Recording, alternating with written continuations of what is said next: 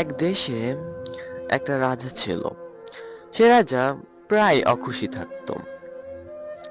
তার প্রজারা ভাবতো রাজা এত অখুশি কেন, আমরা খুশি তাহলে রাজা খুশি না কেন। আহ এই নিয়ে সবাই যখন আলোচনা করছিল তখন রাজা একটা মিটিং এর ডাক দিল যে সবাই আসো আমার রাজদরবারে আসো, তোমাদের সাথে একটা মিটিং করতে হবে জরুরি। তখন সবাই আসলো।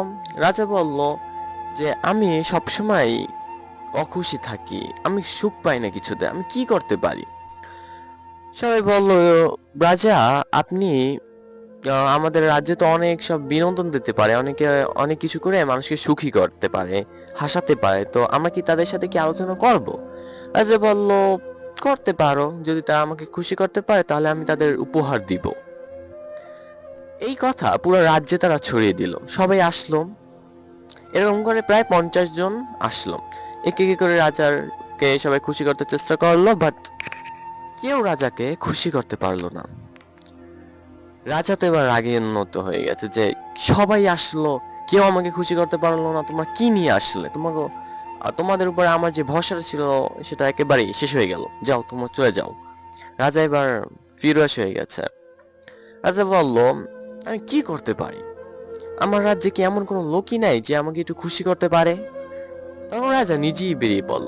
দেখলো কেউ তাকে বিন্দু পরিমাণ সুখী করতে পারলো না। সে বুদ্ধি করে তার নিজের রাজ্যের যে বর্ডারটা ওটা ক্রস করে পর রাজ্যে চলে গেল। পর রাজ্যে যাওয়ার পর কিছুক্ষণ হাঁটার পর শুনতে পেল একটা বাঁশির আওয়াজ। সে শুনতে পেল কি সুমধুর কণ্ঠে একটা বাঁশির আওয়াজ ভেসে আসছে।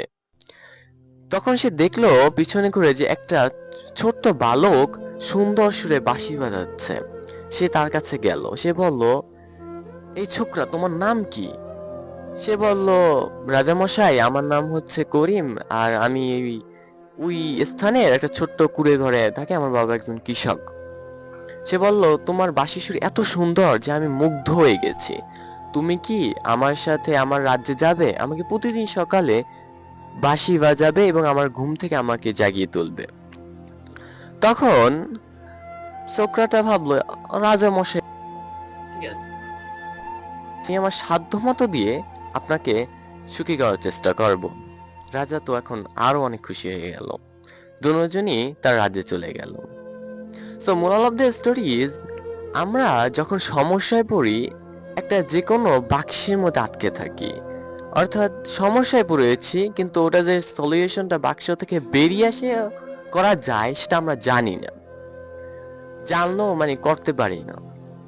তাই আমরা যদি কোনো সমস্যায় পড়ি তাই বাক্সের মধ্যে আটকে না থাকি, বাক্সটা একটু দূরে সরিয়ে নিয়ে এসে ওটা থেকে বেরিয়ে এসে তারপর সলিউশন করার চেষ্টা করব যে কোনো সমস্যার।